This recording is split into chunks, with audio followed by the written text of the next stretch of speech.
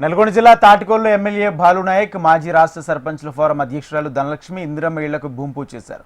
గత ప్రభుత్వం ఇళ్లు రేషన్ కార్డులు ఇచ్చిన పాపాన పోలేదని ధనలక్ష్మి విమర్శించారు. ఎన్నికల సమయంలో ఇచ్చిన హామీలను దశల వారీగా అమలు చేస్తామని తెలిపారు. ప్రతి నిరుపేదకు ఒక్కొక్క నియోజకవర్గానికి 3,500 చొప్పున రాష్ట్రంలో 5 లక్షల ఇందిరమ్మ ఇళ్లు ప్రతి సంవత్సరం కట్టిస్తామని ఎమ్మెల్యే బాలునాయక్ తెలిపారు.